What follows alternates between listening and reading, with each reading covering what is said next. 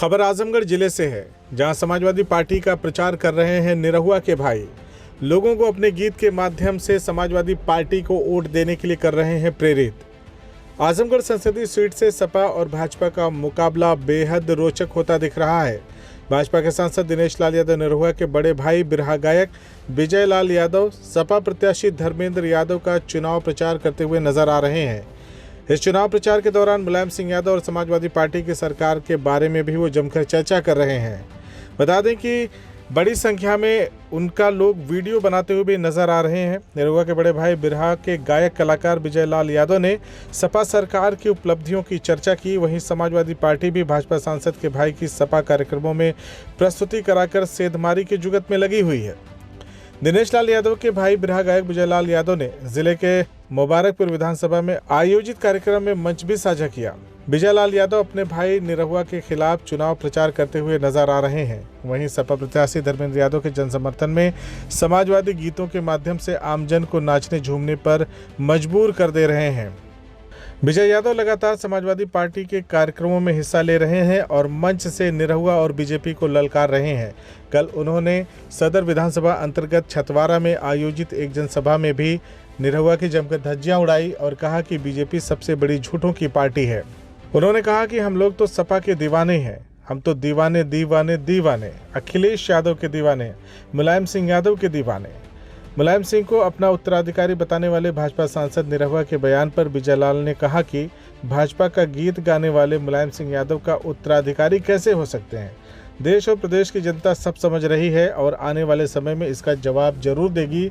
और जो निरहुआ बड़बोलेपन में 1.5 लाख वोटों से धर्मेंद्र को हराने की बात करते हैं, वही निरहुआ 1.5 लाख वोटों से चुनाव हार करके आजमगढ़ से जाएंगे। उपचुनाव में बड़ी उम्मीद से लोगों ने इनको जागने के लिए ही लोगों ने वोट किया था। ये जाग जाएंगे। डबल इंजन की सरकार है, हो सकता है कि हम लोगों का विकास चढ़ बढ़ करके हो जाए, एक बार देख लें। लेकिन जितना दुखित लोग हैं अब उसकी मैं कल्पना नहीं कर सकता। बहुत लोगों में रोष भी है। हमने तो आपको तैयार किया था, हम अपनी भावनाएं से खेलने के लिए तैयार थोड़ी आपको किया है। आपको गवाया है, आपको बजवाया, आप अपना गुरु भी हमको बताते हो।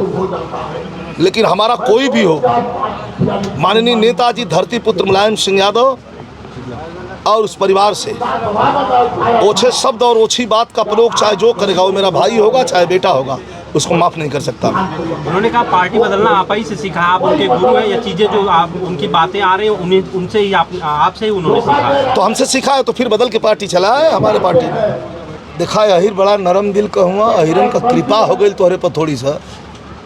तो कथवा नौकरियाँ अहिरों को कोई जरूरी नहीं कि खाली अहिरे को नौकरी मिले। अरे किसी को तो मिले मेरिट के हिसाब से। जो पढ़ा है, यादव का लड़का पढ़ने में बढ़िया है, चाहे जिस बिरादरी का लड़का पढ़ने में बढ़िया, किसी को तो मिले। पिछड़ों को नौकरी नहीं देना चाहती है भारतीय जनता पार्टी। अब कहाँ की बात करते हैं।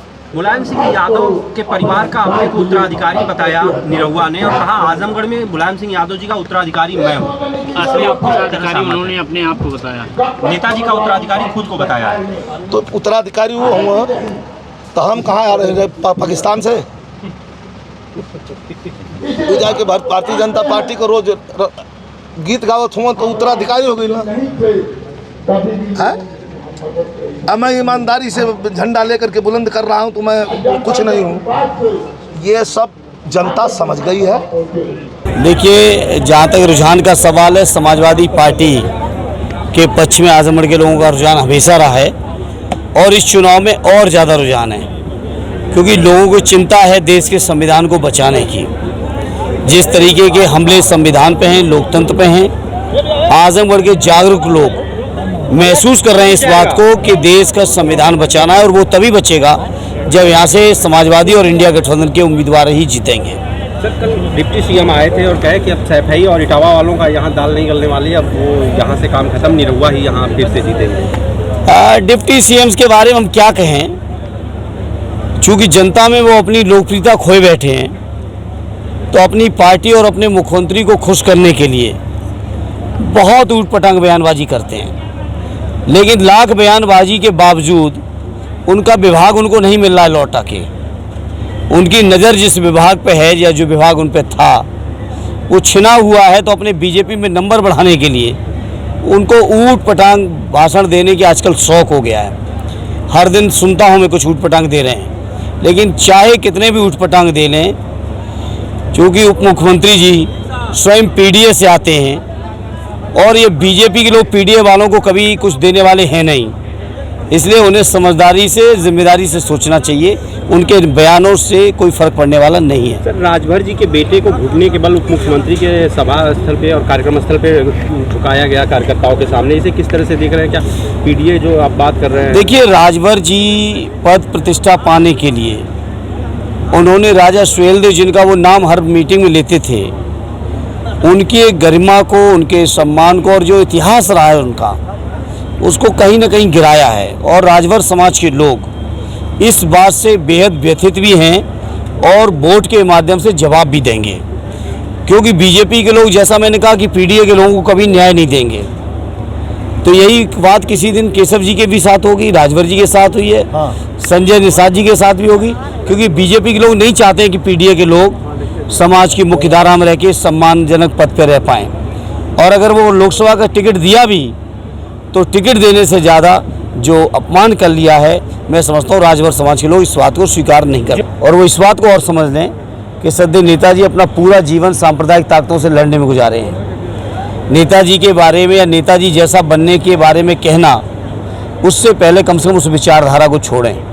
अपने को 30 दिन का, आपको 3 दिन का सांसद आजमगढ़ में बताया, आप 3 दिन बाद चले गए थे, इस वजह से। देखिए, लगातार समाजवादी लोग सक्रिय थे। समाजवादी पार्टी का और आजमगढ़ के लोगों का जज्बाती रिश्ता है। मैंने आपसे जिस दिन मैं आया था उस दिन भी कहा था पत्रकार मित्रों से कि निरहुआ जी के पास कोई स्क्रिप्ट आती है, उसी को वो रिपीट करते हैं। CIB इंडिया न्यूज की सभी खबरों को देखने के लिए लाल रंग की बटन को दबाकर चैनल को सब्सक्राइब जरूर करें, घंटी जरूर दबाएं ताकि हमारी सभी खबरों के नोटिफिकेशंस आप तक पहुंचते रहें।